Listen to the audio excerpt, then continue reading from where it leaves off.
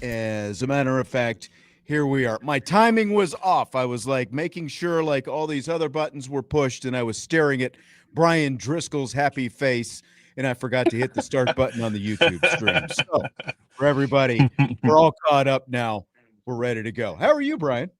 I'm good. We did that the other day, man. We did an 8-minute intro, and Trev's like, "Hey, bro, I don't think Never we're hit live." the start button. Don't you love it? And Don't it you was love it great when you do stuff that? too, man. I was on fire, Sean. I That's was right. spitting. It's when you come out firing your best stuff when Yes, nobody's there. yes, Of course. yes, Of course. Well, yes. he's Bryan Driskell. We've got a lot of Notre Dame football recruiting that we're going to talk about tonight as the Fighting Irish get set to host Navy this weekend, the third of three primetime games for the Fighting Irish at Notre Dame Stadium this season. The Game Day show from 3 to 6 tomorrow on Sports Radio WSBT. We've got Notre Dame men's basketball coming up tonight. They'll host Detroit Mercy. Tip-off is at 7 o'clock. The pregame show at 6:30 here on Sports Radio WSBT, as well as the Odyssey app and the Notre Dame Radio Network. They're wearing their The Bend uniforms tonight. The women wear the Bend uniforms Sunday when they host Chicago State at 3 o'clock. Pregame at 2:45. And again, all the same, in terms of the radio and everything. And the Irish hockey team is at Minnesota this weekend, 8 o'clock tonight and tomorrow night. So there's kind of a busy weekend with all the sports going right now. Bryan, it's a not quite as busy maybe as a couple of weeks ago when Notre Dame hosted USC, but always a busy weekend nonetheless. It's a home game, so there are always going to be recruiting visitors, again, maybe a little bit smaller group this week. But who are some of the current commits? Let's start with that. Current commits who are going to be back in town this weekend for the Notre Dame Navy game. The big one is Teddy Gerard. Obviously the 2027 quarterback commit. He's having a very strong year. They're actually going to be in the Georgia playoffs, which start next week. So they actually have a bye. So Teddy's able to get on campus, and it's not a big week, Sean, but it's an important week. There's some very, very big time players on campus this weekend. And when you can get your highly ranked top 50 national player, big time quarterback in that class to be on campus, you're going to have a shot to make an impression. So I think that's an important one. There's a very good 2027 offensive lineman on campus this weekend, which we'll get to. So having Sullivan Garvin and having Ben Nichols on campus is going to be very important because Sean, you've been doing this a long time. You know that of all the positions in football, that's the one where sort of like that group feel has the biggest impact. It's not so much about me and what I'm going to do. It's like, hey, what's this brotherhood that I'm stepping into? What are these guys that I'm going to be playing with about? So having them on campus is important. You've got a big time linebacker on campus in the 27 class, which again, we'll talk about. So having Thomas Davis Jr. on campus is important. Having Jacoby Clapper on campus is important. And then having Ellis McGaskin, who's a 2027 linebacker commit on campus. So I don't think it's a coincidence that you've got some talented skill players on, and so you've got your quarterback, you've got some talented offensive linemen and linebackers on, so you've got your commits there.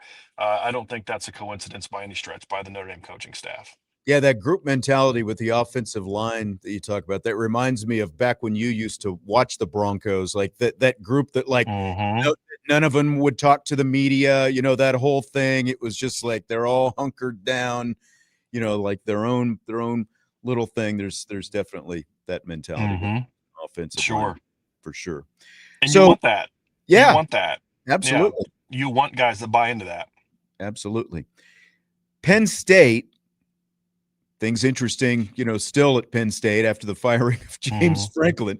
They've had I don't know what the total decommit list is, but they've definitely had their share of decommitments. Sounds like there's going to be at least a couple of those guys in this weekend. Yeah. What are you expecting? Well, number one, you're going to have a 2026 player. So Notre Dame is pretty much done with 2026 class, but there are a couple guys that they're still talking to, and one of them is Matt Sieg, who's a safety, but he's a guy that in high school he reminds me a lot of like Jack Kaiser, Xavier Watts. Guys that were like dynamic high school players on both sides of the ball. I saw something the other day. He's got like 12,000 career yards in the Wow. Whippeal, which is just obviously the big Western PA league and region. So he's a really talented player. I mean, if you're going to look for a comp, Xavier Watts is a good one. Not a like super fast, but very athletic, very smart, makes a ton of plays, can play safety, can play nickel, and could also play offense if the need arose. So the only question I have there is how hard is Notre Dame pushing for him? I honestly don't know if that's a guy that right now they're saying, hey, we got to have. Again, that's a legitimate question. That's not me saying that they aren't, but I think this visit's going to be very telling, and he's gonna get the answers he needs on how bad Notre Dame wants him. So I think we'll know a lot more about that one coming out of the visit. So for 2026, like you said, I mean, the signing day's coming up in just a little bit more than a month in December. And like you said, that group is pretty much closed. But instances like this, where you've got a good enough player, you get some of these decommitments because there are obviously so many coaches losing their jobs out there. They're obviously still interested if they're the right guy, is kind of what you're saying. Right. And I do think there's need for, if you were going to say, is there a place you can maybe add one more player? I think a pure safety is that. Obviously, you have Joey O'Brien, but Joey O'Brien could play corner. He could play wide receiver. Nick Reddish is sort of more of a safety nickel player. And then, of course, Aiden Pouncey and Kari Adams and Chaz Smith are all corners. So if there was a position where you could say, you could at least debate, do they maybe need another player? That would be it. I personally don't think they need one because I think Aiden Pouncey could play safety. I think that, obviously you've got Joey O'Brien. I think that Chaz Smith could eventually play some safety. Obviously Nick Reddish could play there. But when you have a talented player like Matt Sieg on that, like out there, you'd be foolish not to at least see where it's at and see where it can go. Notre Dame's done pretty well in the state of North Carolina recently, and they've got a 2027 defensive back coming in. I'll let you say his name because I'm not sure. Is it Xavier or Xavier? Yeah, I believe it's Xavier Hassan. Yeah, Xavier Hassan. Yeah. Okay. How important is this visit? Huge. Notre Dame has done extremely well in this recruitment, Sean. Coach Mickens has been on Xavier Hassan for a while, and even before the offer came out, he's been on him for a while. He's been on campus before. That relationship with Xavier Hassan and Mike Mickens is strong, and Marcus Freeman's very involved in that recruitment as well, which tells you a little something about what kind of prospect he is. Marcus Freeman can't get involved with everybody. Really, but he's also not just a closer. So there's right, that. exactly. Definitely not. No, he's definitely not. At least he's not as good as Lincoln Riley, apparently, at that. But sorry, I couldn't help myself. But Xavier Hassan's a big time player, Sean. I like guys. It's not a must, but I prefer players if all things are equal. I like guys that can do a lot. That's one thing that I loved about Dallas Golden. It's like, look, Dallas Golden could play either corner spot, nickel, safety, running back, wide receiver. Xavier Hassan's one of those guys that could fit into the Notre Dame defense across the board in the secondary. He could play corner, which is what he's being recruited to play. I think he could play nickel at a high level because he's a pretty physical kid. And I think also he could be a really good safety. He reminds me a lot of a Don Schuler with more speed as a safety, as a potential safety target, but also a corner, a guy that's an impact corner, top 100 recruit.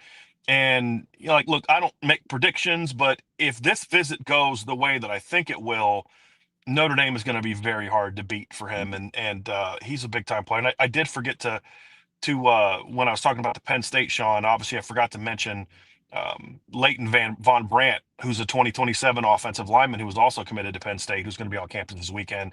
He is a big time player, another top 100 recruit that Notre Dame. That one I know for a fact Notre Dame wants him. They're going to make a very strong push for him. He's another one that I think if this weekend goes well, the Irish could put themselves in a very, very strong position in his recruitment. So those are two guys for sure to keep your eye on if you're like maybe who could be some of the next guys to jump in the class if things go well. those two guys are in my top group of guys to keep an eye on.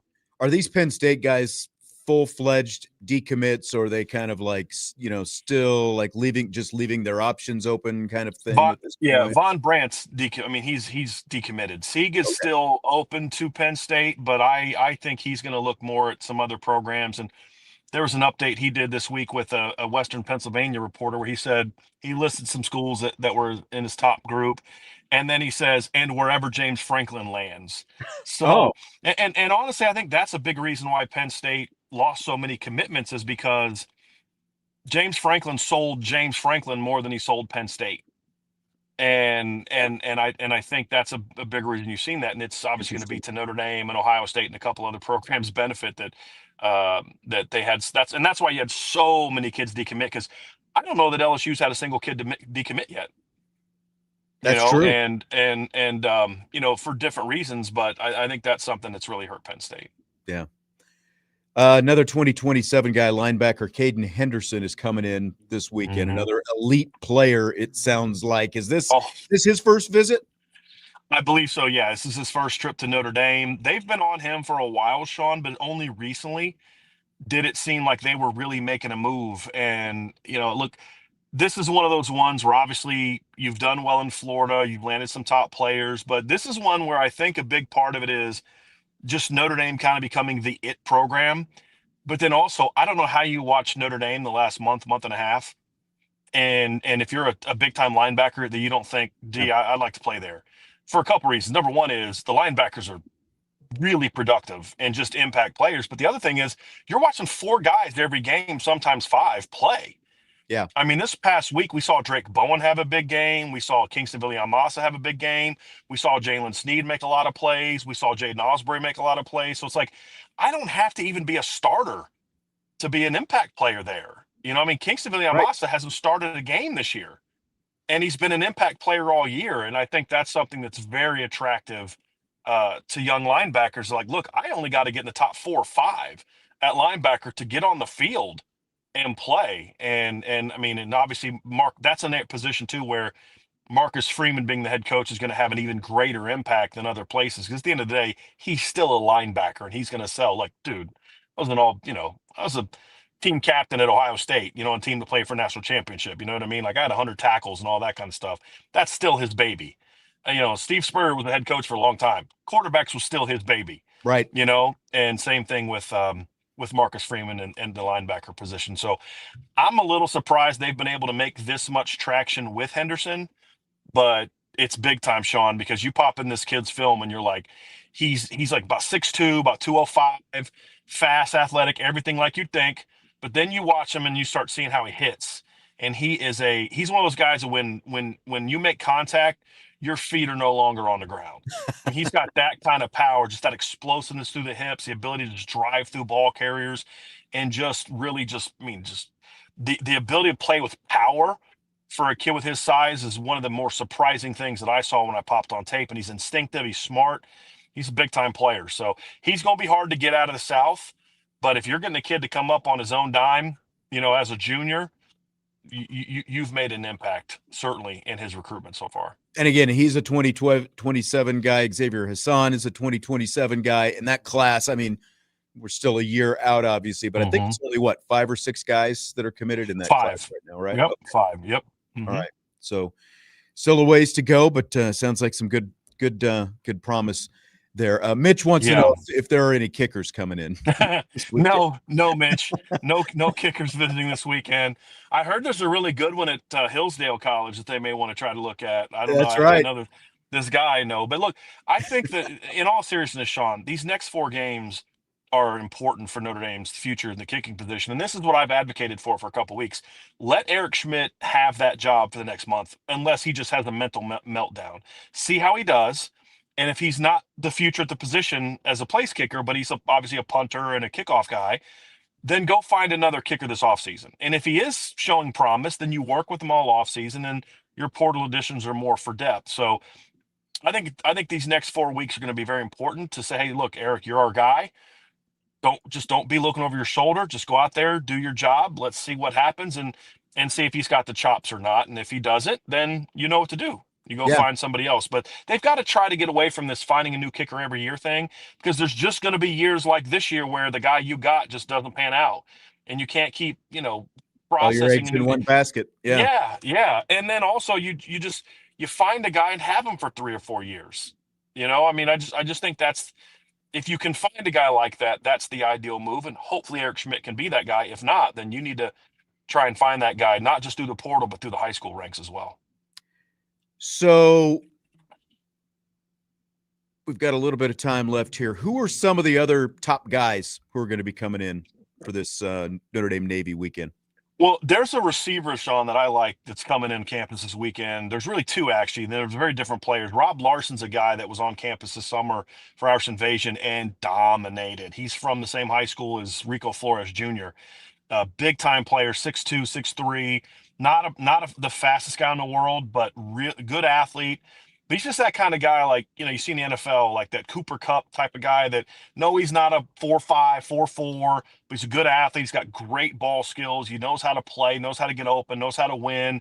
I mean, they had some big time DBs on campus this summer, Sean, and it didn't matter who they lined up against them. He smoked them. And I'm not talking like by a step or two. I mean, I'm talking like 3-4 yards on some of these guys. I'm curious to see how that goes. There's another receiver that's on two more receivers on campus this weekend from 27. Tyler Fryman, who's a lot like Matt Sieg athletically, kid from Kentucky. Carter Bonner, who's a 2027 kid from Pennsylvania. I'm curious to see how that goes. Titus Hawk, talking about a good football name. There's a tight end from Oklahoma. I mean, if you're going to have a kid named Titus Hawk, he's probably going to be like a lineman or a tight end, and he's probably going to be from like Oklahoma or something like that. You know what I mean? But he's exactly what his name would sound like. Big, physical, strong kid. Sort of a Cooper Flanagan type of tight end. He's going to be on campus this weekend as they continue to try to sort out that class. Garyon Hobbs is a 27 linebacker from Kentucky the staff really likes. And then there's a 2027 commit named Kamari Bam Whitfield, from Florida, who's committed to Tennessee, but he's going to be visiting this weekend as well, which again just kind of continues to show the pull that this staff has. So some very talented players on campus. Oh, and also Devin Fitzgerald's is another commit that'll be on campus Coming this back in. weekend. All right. Yep, he'll be on campus this weekend. So Sounds good. some talented players, no doubt. And there's a couple 28 kids. King Pitts is a 28 offensive lineman to keep an eye on. And Jaden Irons is a 2028 DB that's going to be on campus. Lorenzo McMullen Jr. is another wide receiver from Ohio. It's a 28 kid to keep an eye on. But this class is so early that it's hard to tell. And just real quick, since we got a couple minutes, Sean, there's a big development this week also. There's a 2028 lineman from California named Marcus Fakatu, who's been to Notre Dame's campus like 4 times, including for a game this year. He was a guy that Notre Dame's in a great position with. You thought if they were going to kick off 28 with a kid, he might be it.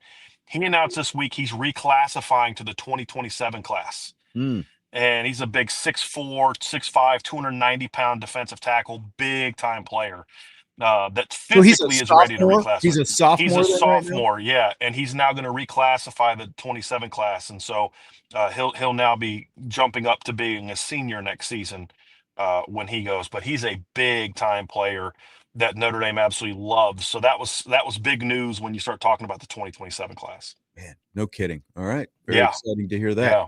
Good news. You out getting dinner right now? No, had a little bit of a wife emergency came up today. She's out of town at a little retreat this weekend, and was having an issue that I had to go help her with. Okay. A little bit of an emergency situation, so that's why I had to do the improv. Hey, you know what, Sean? Rule number 76: no excuses. Pod like a champion. You know what I mean? You go. So there you go. Do what we gotta do. All right, Bryan Driskell, irishbreakdown.com. That's where you can find all the latest. And of course, you can subscribe to the Irish Breakdown Champions Lounge, and that's where you get all the juicy special recruiting intel, team intel, and everything else. All right. Thanks, Bryan. I will see you out there tomorrow. Sounds good. Thanks for having me on. Absolutely. Bryan Driskell, irishbreakdown.com. We will take a timeout. When we come back, we've got some Notre Dame Navy talk. Jesse's going to be jumping in here in just a minute. That is on the way. Budweiser's Weekday Sports Beat with irishbreakdown.com.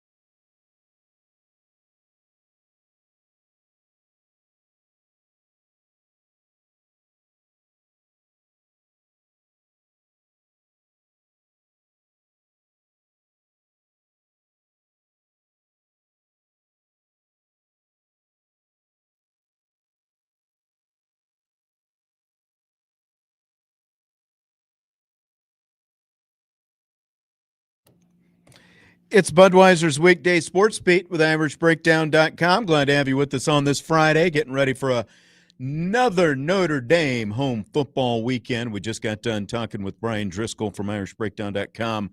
All the details on a fine recruiting weekend for the Fighting Irish with tomorrow night's 7:30 kickoff at Notre Dame Stadium. That means the game day shows from 3 to 6:30 Eastern time. They're live at the linebacker. Tim, Eric, and Tyler will be there before the Irish take on the midshipmen. Wide receiver Michael Floyd, linebacker Darryl Flash Gordon. They'll be there at the linebacker. Mitch Jeter, former Notre Dame kicker, last year's Notre Dame kicker, with a phone interview, will be joining them as well. How are you today, Jesse Stiers? I'm great. It's Friday. A little rainy, little dreary, but it's Friday, and we just got all of our wedding photos. So really excited to go through all of those. Yeah. Get all those cranked out and framed up and figure out what you're going to do with all those now? Not a lot of people in our family know how to smile. I don't know if you know that. It's mostly you the and older mom people. did well, but mostly the grandparents, the yes. uncles, the aunts, they didn't do very well. It's like they forget how to smile. People forget how to smile at some point. I don't understand. It's like that you get like stage fright almost, and it's like, why are you getting stage fright for a photo? I remember my one of my grandmas, my mom's mom, would never smile because she had dentures, and she was always conscious, like she thought that people were going to be able to tell that she had dentures, I think. So it was like a closed mouth, kind of a pursed lips kind of thing. It's like, just smile. It's okay. You can do it. All right, well, we'll see if we're smiling tomorrow night after the Irish and midshipmen play at Notre Dame Stadium. I got a couple comments from Marcus Freeman that I want to play that we're going to talk about here. 6 of the last 7 Fighting Irish defensive coordinators have struggled when facing Navy for the first time as defensive coordinator at Notre Dame. The exception of those last 7, Marcus Freeman, his 2021 defense held the midshipmen to 150 net rushing yards and just 6 points. Here's Marcus Freeman talking about being a defensive coordinator facing Navy for the first time. I was fortunate that I faced Navy 4 times when I was at Cincinnati. And I think 4 times, it might have been 3. But the very first time I faced Navy, they might have ran for a record. And so you're no longer the exception to the exactly right. So don't let my first year at Notre Dame confuse you with my first time playing Navy. I think it was a rushing record. It might have been in 2017, and I didn't have any answer, right? They just kept running the ball, and we couldn't stop them. And that was that's a rough feeling. And it was really a decision we all made as a coaching staff, but it was like, we can't let this happen again. We got to dive deeper into it. We got to figure out what they're looking for, not just how to stop it. And, we got better as we continue to move forward against triple option offenses. And we did a good job my first year here. But it's a different offense than I faced when I was a coordinator here. It is truly enhanced, but I feel we'll have a good plan. Our guys will play fast. We'll be able to adapt and adjust. Our guys have experience, which is important, right? It's important. I know you could say that they had experience when Coach Golden took over, that offense. They did a good job. And so I don't know how it's going to be. We all have these preconceived thoughts of how we think it'll go on Saturday. Win the next play and find a way to win this game is what's important. Always a little bit of a tightrope walk when you're facing Navy, and we talked a lot about it yesterday. That 2017 defense, by the way, that he talked about there, his first time facing it at Cincinnati, they gave up 569 rushing yards in that game. 569 to Navy. Navy had 2 100-yard rushers in that game, and the quarterback wasn't one of them. It was a slot back and the fullback.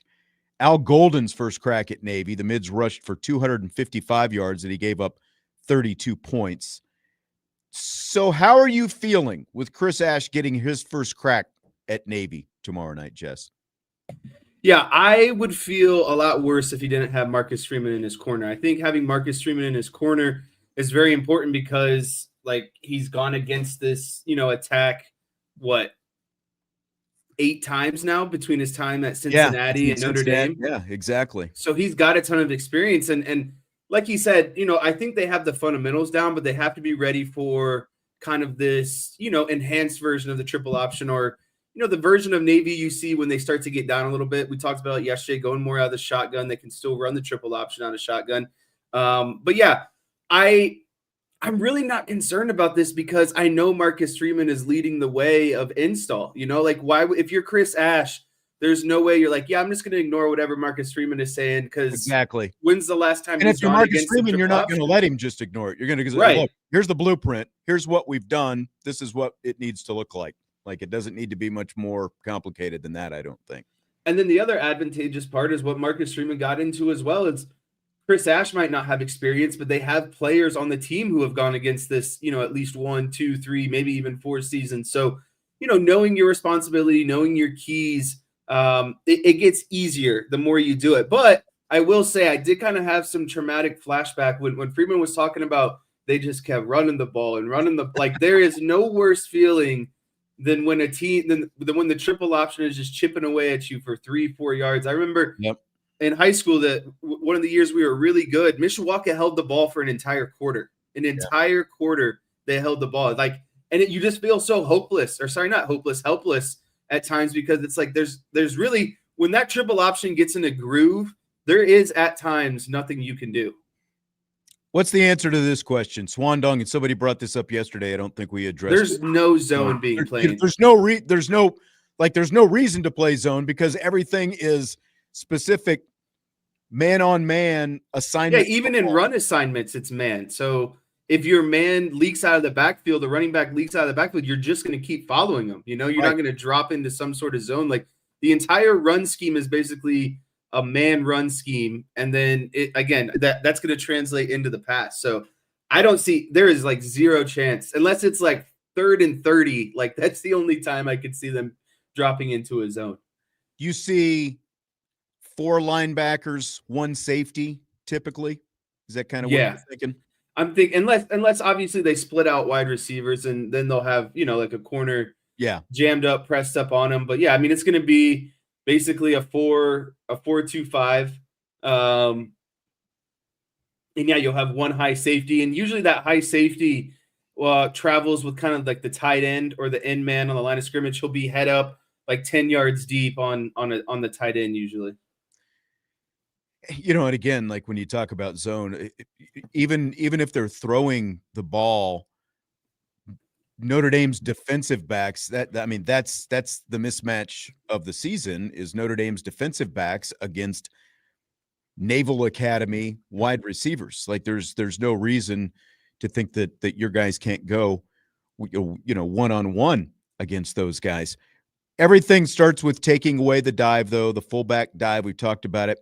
Could you imagine, Jesse, being an FBS defensive coordinator and facing the triple option offense and not putting a nose guard over the center? No. What that reminds me of is the other night, the Cowboys and Cardinals were playing. Brissett did a quarterback sneak, and I don't know if you noticed, but the Cowboys didn't have anyone lined up over the center. Him in the center just walked into the end zone. So if you want to lose a game very quickly against the triple option, that is step number 1, not having a nose tackle. Just ask, you probably don't even remember this because you were still in high school, so you weren't looking at it as specifically. Bob Diaco, the first time he faced Navy, didn't have a nose guard covering the center, and fullback Alexander Teach ran for over 200 yards. Somehow didn't score a touchdown. Slot back Ricky Dobbs had 3 touchdowns, but the fullback for Navy over 200 yards because there was no one there, and they just kept plowing away up the middle. But, part of, and you can speak to this better than I can, but, having, broadcast Mishawaka games a few years back, and seeing that option offense every week, it was always interesting to see how different teams tried to defend them. Like, I remember one year, St. Joe was playing Mishawaka, and they've got their linebackers like 8 yards off the line of scrimmage. And it's just like, okay, if that's what you're going to do, here comes one dive. Here comes another dive. here comes a little veer. It's like you're just giving them 4 to 5 yards every crack if you're not going to have the linebackers up close to the line of scrimmage.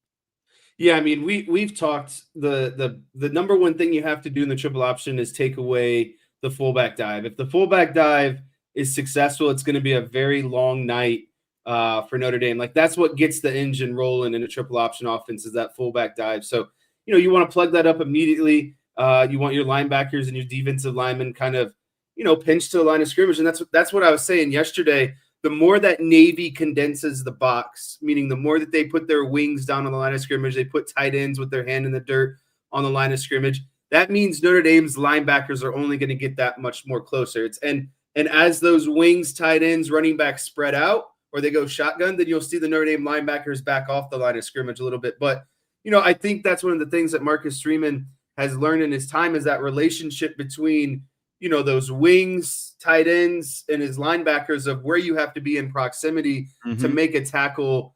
You just got to make sure they don't get the 4 or 5 yarder, right? Like, if you can get them for 1 or 2, and we've said it before, any negative play or turnover is like, detriment to their whole operation. So that's what you need, is just every series, you need to find a way to blow up a play in the backfield, either for, a net 0 loss or minus yards. That's what gets them off schedule. I mean, even one, like one, I guess one still can keep you on schedule if you're getting 3 yards a pop on the other 3 plays. But yeah, you're absolutely right. And that's even the key.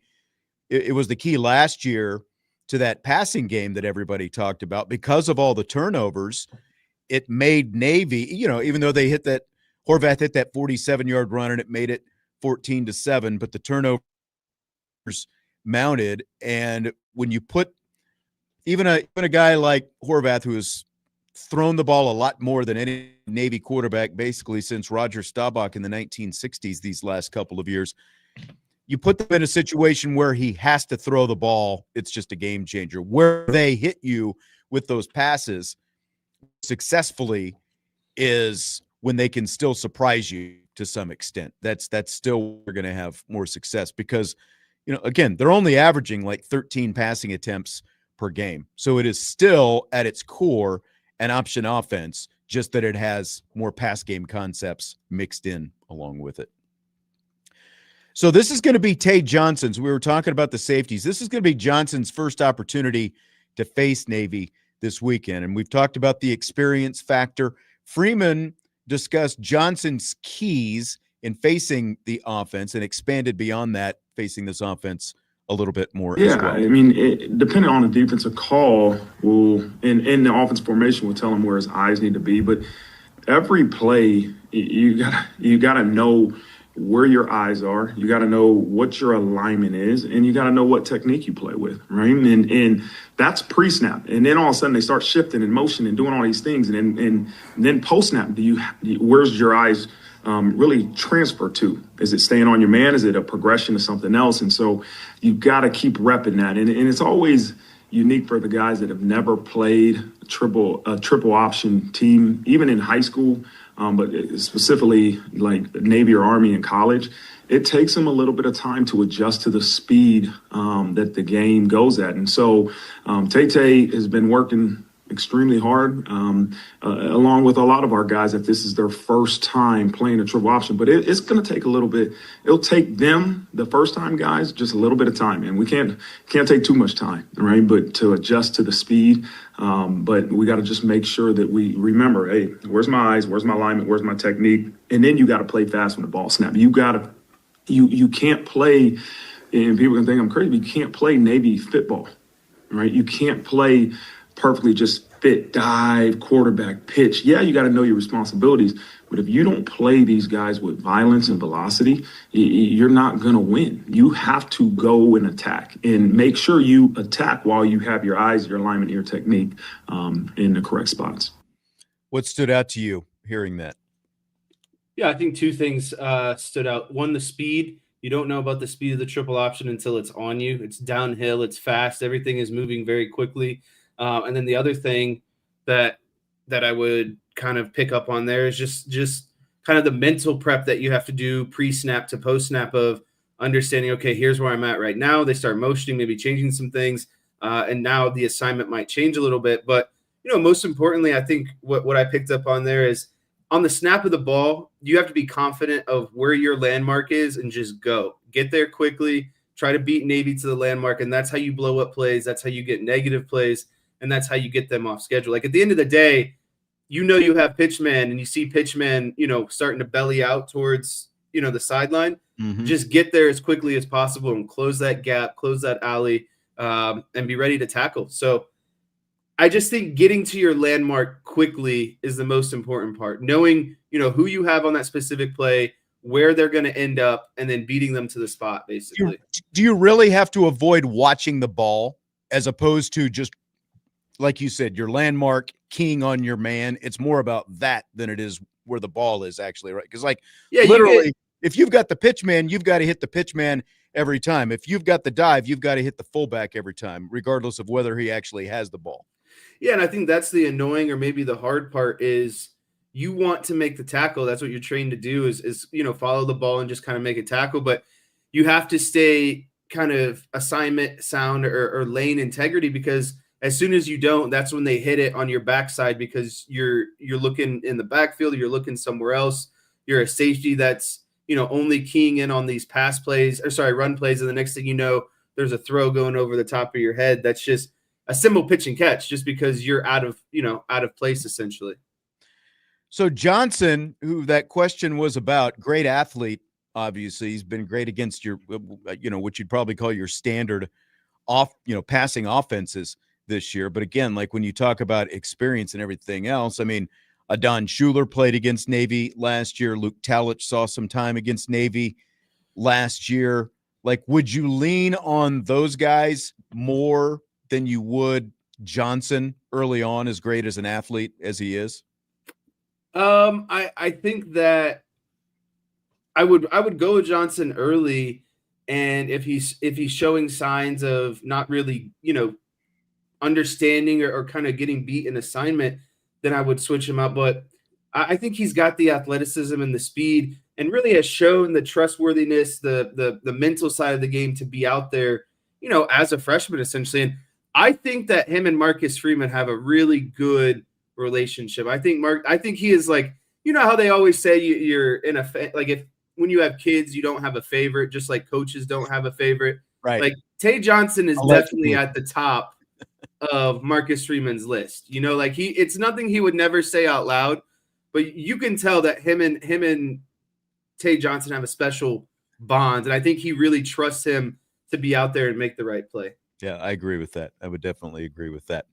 He's Jesse Stiers. I'm Sean Stiers. It's Notre Dame Navy kicking off 7:30 tomorrow night here on Sports Radio WSBT. Tony Simeone and Ryan Harris with the call. Tony's got some men's basketball coming up in a little bit more than an hour here as well. We're going to continue with this Notre Dame Navy talk, and then after that, an abbreviated rapid fire, because we are out at 6:25 tonight because of Notre Dame men's basketball. That's on the way. Budweiser's weekday sports beat with IrishBreakdown.com.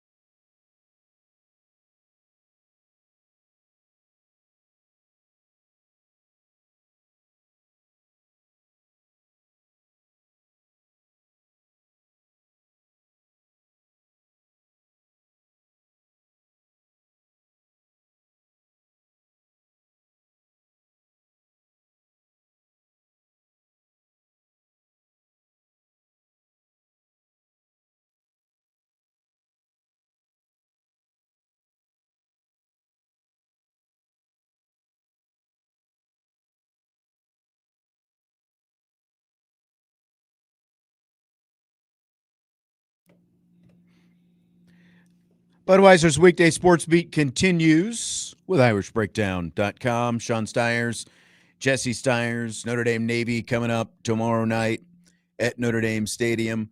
Just Mitch in the YouTube chat says, Jesse, if your dad told you he doesn't have a favorite, you know you're number 2.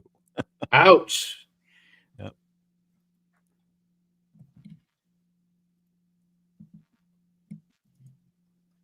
You there? Yes. Can you hear me? Oh, boy. Oh, now go. I said ouch because this is probably the truth at the end of the day. But I don't think I've ever specifically said I don't have favorites, right? No, you've never specifically said it. Right. And no one's ever asked me. A few more thoughts on Navy before we wrap up this hour and then get into rapid fire. You know, basically all of the talk really when Notre Dame plays Navy is about facing the triple option. And I mean, it's for good reason though. But if you're the Irish, what personnel grouping would you come out in against Navy tomorrow night? Are we talking offensively? Yes, offensively. I would go, honestly, I would start out in some 12 personnel and start hammering the ball on them because they have very undersized defensive linemen. I would look to run the ball early. And I mean, if the box is loaded, the box is loaded. And I think you can immediately kind of hit some play action off of that and start working your way downfield. But I really like the idea of gashing them early, you know, starting out the physicality early, leaning on them because, I mean, they're like defensive linemen are 270 pounds on average, I think. Like, you should be able to demolish those guys unless they put, again, 7-8 guys in the box. So I would start with the run, wear them down, and then eventually work into some play action and passing. But, you know, I know that they have a bad passing defense. See, I was thinking like even 10 personnel, you know, just come out, no tight end, one, you know, Jeremiah Love, spread it out and just let CJ Carr slice them up and then, you know, switch it up and start pounding them after that. Yeah, I just think, you know, you have to come back to who's the head coach. That's Marcus Freeman.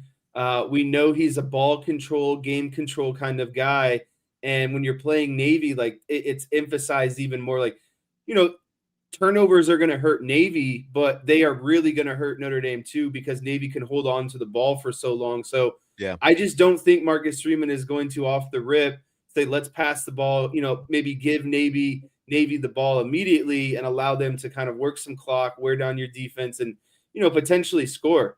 So I really just think that they're going to try to take it to Navy, and then that will open up the passing game towards the middle of the game. And then you go back to running the ball to end the game. What's your greatest confidence in this game? My greatest confidence, this might be a little bit of a home run take here, but I think Jeremiah Love and Jadarian Price are both going to have 100 yards on the ground. I think Jadarian Price is finally going to get over 100 rushing yards on the grounds. So you're more confident in the rushing attack against Navy than you are even – not that you're not confident in the passing game, but you think that Notre Dame is just going to use those two running backs and just slice and dice Navy. Oh, 100%. I think that in a game where Navy wants to set the tone with physicality and running the ball, I think Notre Dame is going to put their feet in the sand and say, you know, we're the team that runs the ball. We're the more physical team. And I think they just bully them the entire game. My greatest confidence is that there's going to be a lot of points scored in this game and that Notre Dame is going to score a lot of points and the offense is going to have a big day. It's interesting that you're leaning more towards the rushing game. I guess we'll see what it looks like. ND Saylor in the YouTube chat saying 21 personnel is where he leans.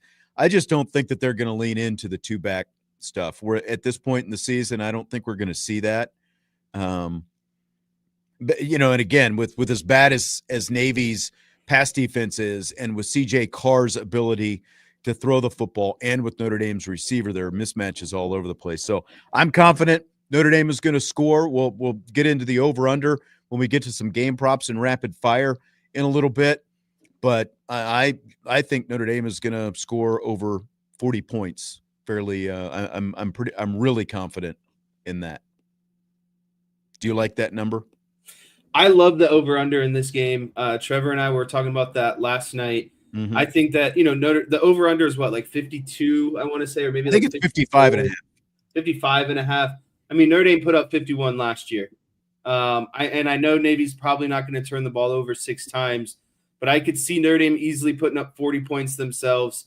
And then, I mean, like we also talked about this too. You're playing Navy, right? Like they're gonna score. They're just that's just who Navy is. They're not going to go away for 4 quarters. It's going to be pesky, even if you're potentially blowing them out. So I think they get at least a touchdown, maybe 2, and that's already putting you in the kind of in that 54, 55 range. So I think a lot of points are going to be happening as well. The only thing that might give me a little bit of hesitation, I don't know if you saw, but there's in the weather, it's gone from like rain to snow to snow back to rain. It's can make for slippery conditions, turnovers, a little bit of sloppiness. So I still think a lot of points are going to be scored.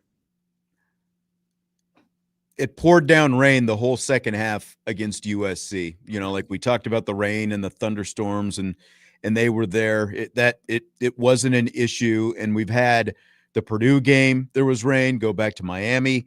There was rain. There were a couple turnovers. It didn't turn into anything, like a major issue, basically. So I don't think it's going to be a big deal, personally. But we'll see. But it's supposed to start raining right around the time. Oh, Outbound says cold rain is different.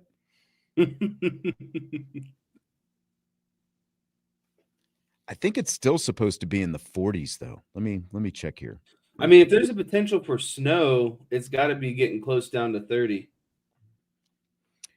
The lake effect snow, yeah, it's supposed to be in the 40s throughout the game, like right around 40 degrees. So that is obviously not warm, but I'm not seeing it. Rapid fire just around the corner. Budweiser's weekday sports beat with IrishBreakdown.com.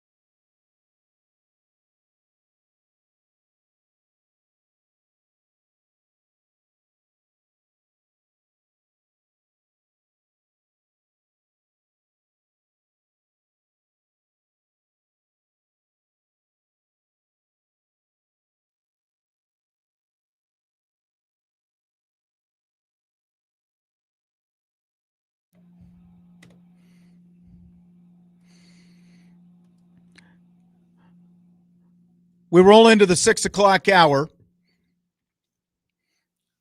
Rapid fire will be rapid tonight. This I can guarantee you. We've got about 20 minutes to get in, get out. Jesse, are you ready for it? Sorry, there is a very loud and public argument going on outside my house right now. So I was just... let's drop a microphone down there and see. No. That sounds juicy. That sounds like. Sorry. So when we came back, I was like trying to, making sure it couldn't be heard / trying to mind my own business. But we got to get in and out of here. So let's just freaking get going on this rapid fire. Fill in the blank. Jadarian Price being named a finalist for the Paul Hornung Award, which honors the most versatile player in college football, is blank. It's fitting because I think that Jadarian Price is the most versatile player in all of college football, and I think he's one of the most selfless players in all of college football because he could be in running back one at just about any other Power Four school. But I think the coolest part about what he does is even though he's not the premier running back, he still showcases his abilities in other ways, and they're game changing, right? It's not like these are just he racks up kind of stats against bad opponents. These are game changing plays, and a real big factor for why Notre Dame was able to pull away from USC. I mean, it feels like when you read the description of this award, the most versatile player, it feels like it's made for Jadarian Price. When you look at what he does and all the stuff that you talked about, but obviously being a running back is one thing, but when you throw in his kickoff returning and the fact that he's the only kick returner in the nation with 2 100-yard kickoff returns this season, and the fact that he's 11th in the nation in total touchdowns, 17th in all-purpose yards right now, and the fact that he leads the nation in kickoff return average. He is averaging now. Granted, a couple of 100-yard returns help the average a bit, but he's averaging over 40 yards per kickoff return this season, and it's like Paul Hornung, that's what, like a guy who was a quarterback who also played halfback and who did a little bit of everything. That's why you've got this award named for Paul Hornung. And, again, one, the fact that Hornung starred at Notre Dame, obviously, but then you've got a guy like Jadarian Price doing everything that he does, as versatile as he is. Again, it just feels like it's an award made for him, and it'd be pretty cool if he's able to go on and win this thing this year. Here is Marcus Freeman with some thoughts on the Notre Dame-Navy rivalry. This is a unique one because it's an every-year rivalry, just like USC. Boston College, obviously isn't every year. And so they often say rivalry games, the records don't matter. Records do matter, I believe. I mean, records are a reflection of where you're at as a program. Records are, it's a reflection of the opportunities you have in front of you. And so we know how big this game is for us personally, but also for the rivalry. I always say that what's more important than the opponent is the obligation we have to each other to get our jobs done. That's what's personal, right? Is that I have an obligation to everybody in this football program to get my job done as the head coach, and I want every person in our program to have that same mentality. That's what we got to take personal. But this rivalry game is one that it means a lot, just the history of it, and it'll be a good challenge. So I'm curious, is like all this stuff that's been going on with the Notre Dame USC rivalry, will it continue? Won't it continue? Does it make you think any differently about the Notre Dame Navy rivalry? Yeah, I think it shows that Navy actually has respect and honor at the end of the day.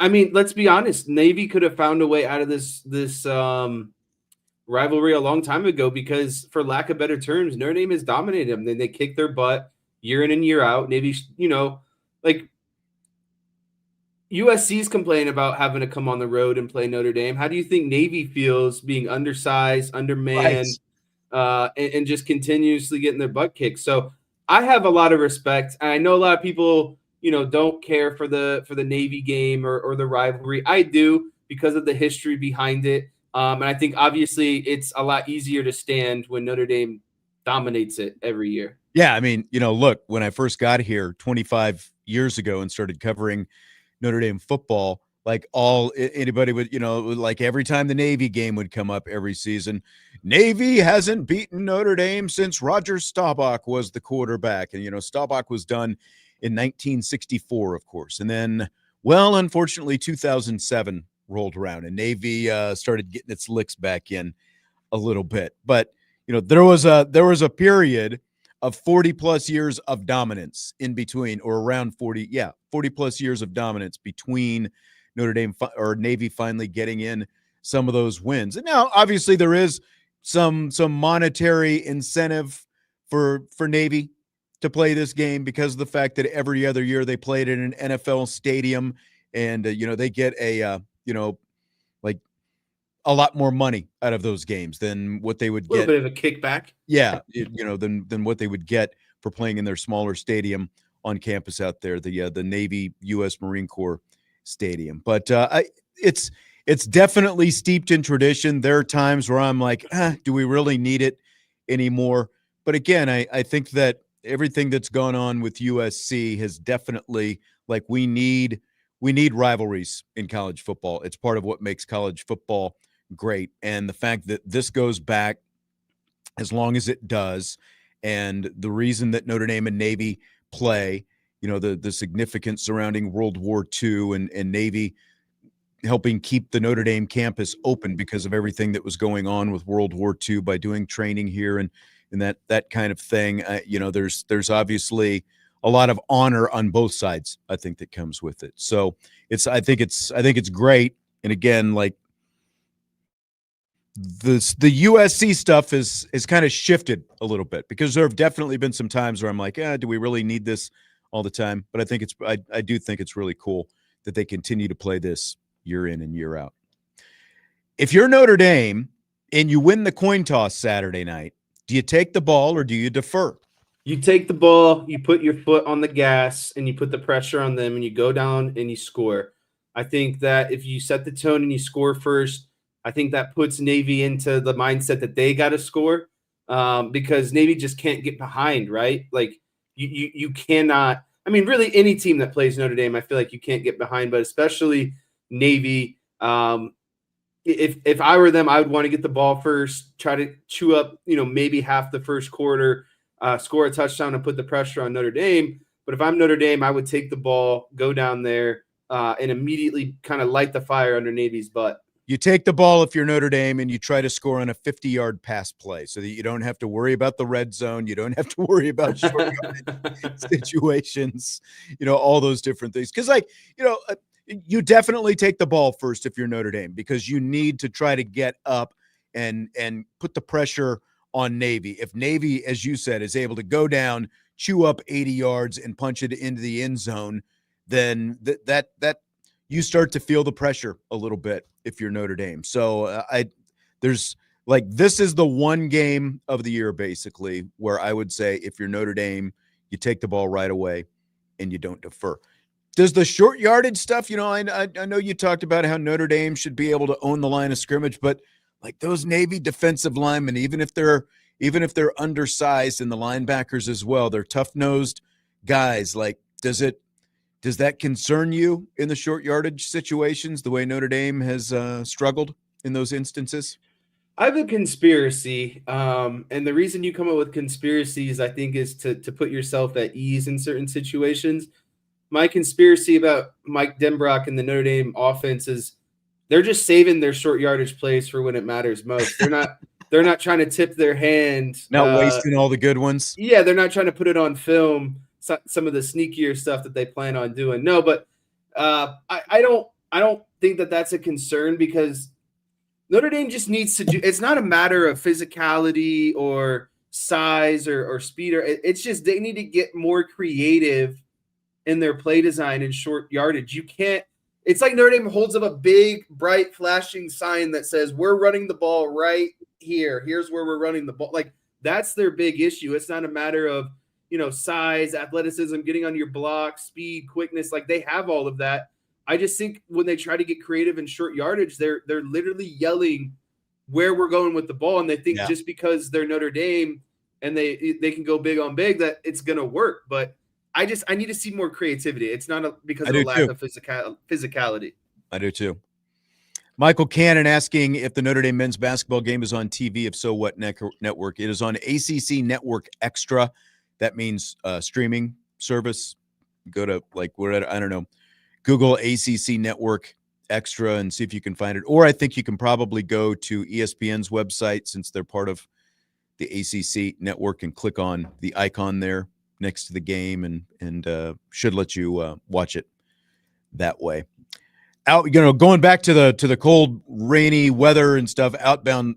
I mean, he does make a good point. He says, I work outside year round and the worst is cold rain. I'd rather it snow. I'm 100% in that. Cold rain is the absolute worst. I would rather have it snow 100 times out of 100. But the other side of this is both teams have to play in it. So I don't think it's an advantage for either team. It's like it's going to if it's cold and rainy and sucky, it's going to be cold and rainy and sucky for both teams. It's not going to be, I don't think it's an advantage one way or the other.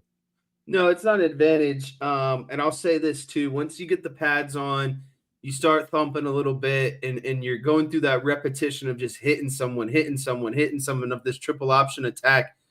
You don't feel the rain and cold anymore. It's just, You're worried about Navy and tackling that damn fullback dive that's coming every play. Exactly. Over under 4.5 total punts in the game Saturday night. Oh man, I'm going to go under. Navy does like to go for it a lot. I think that there's going to be more turnover on downs than there is going to be punts in this game. Good call. I'm seeing 3. They punted a total of 4 times last year. Each team punted twice. I think it's going to be under as well. There, like every once in a while, you'll see a game where neither team punts or where you have like 1 total punt in the game. So I'm going to go under. Notre Dame's favored by 27.5. That is a lot. Are you in on that much? 27.5. I mean, 4 touchdowns, it could get to that point, but I just don't. Me and the Notre Dame spread ended a long time ago. That's right. I did hear you say that last night on the show.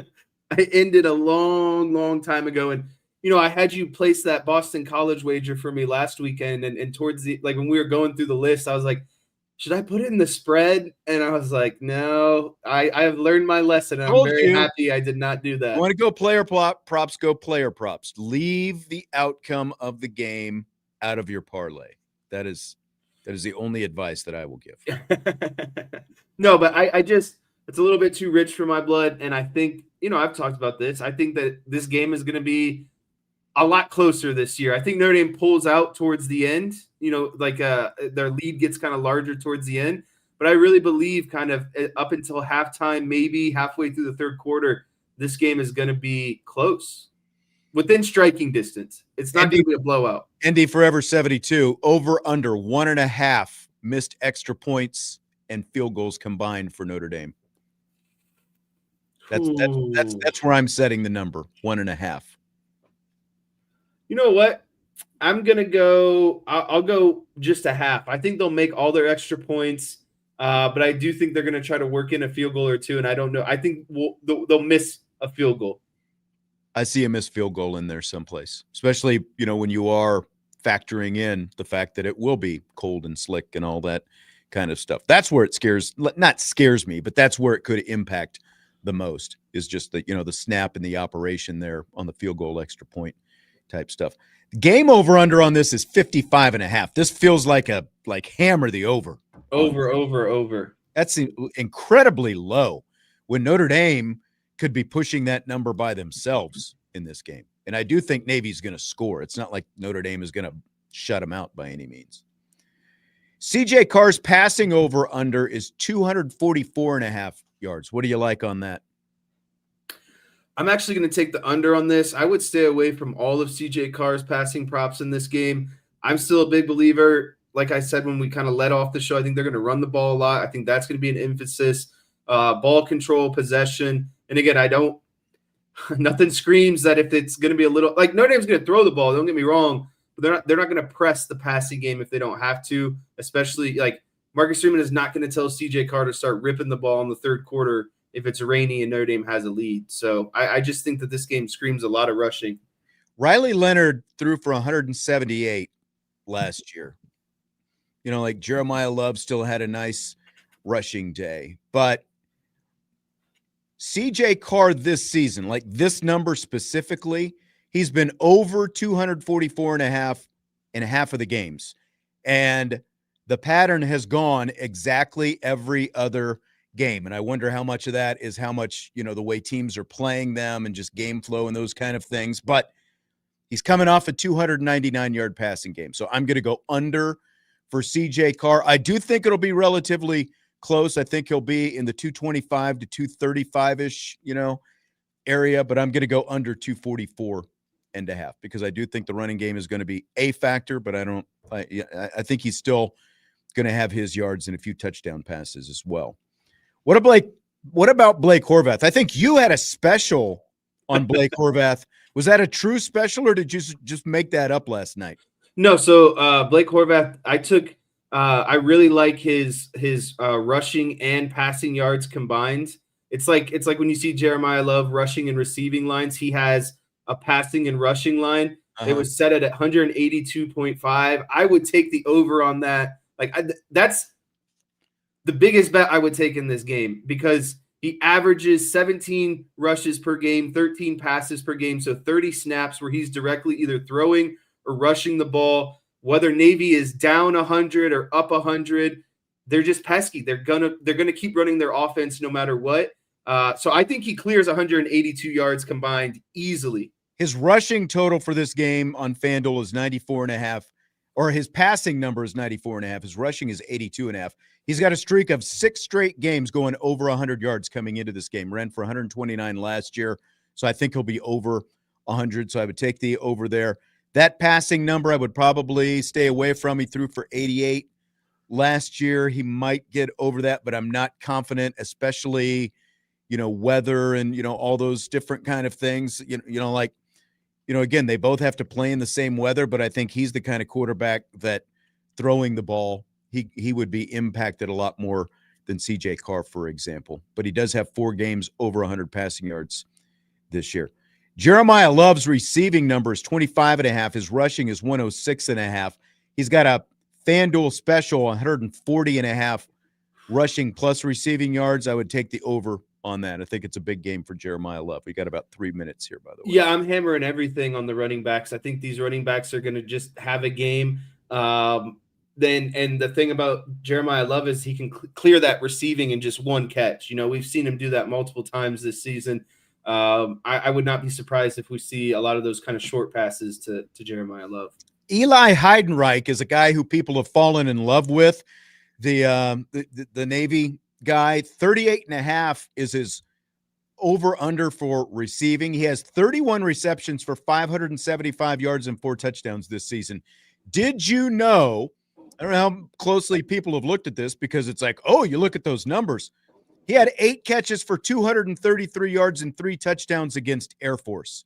It's a little bit of fool's gold. He had one monster game, and it's made his season just look massive. Other than that, he hasn't had more than 72 yards in a single game this season. So I would still go over that 38.5, but not by a lot. If I had to pick, I would go over, but honestly, I would just stay away from it. Probably stay away from him. Yeah, exactly. Yeah. Exactly.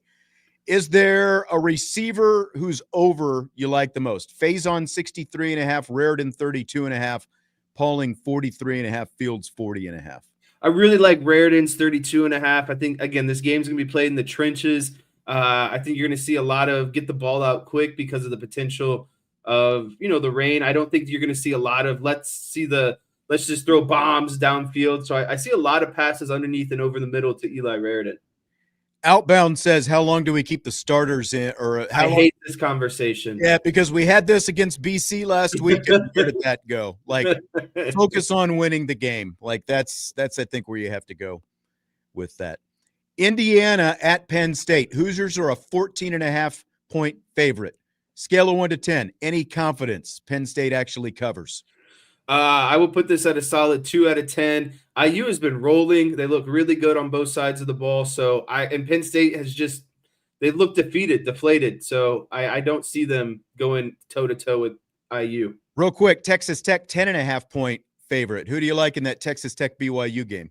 I like Texas Tech just because they're at home, but I think BYU covers that 10.5 point spread. That's a lot of points for teams that are 7 and 8 in the country in the same conference. You can't win a big game, though, if your quarterback wears number 47. I'm sorry, Bear Bachmeyer. I don't make the rules, but those are the rules. You can't wear 47 and win a big game if you're the quarterback. So what's worse than that? That or number 99 for that Michigan quarterback? That's right. That's exactly right.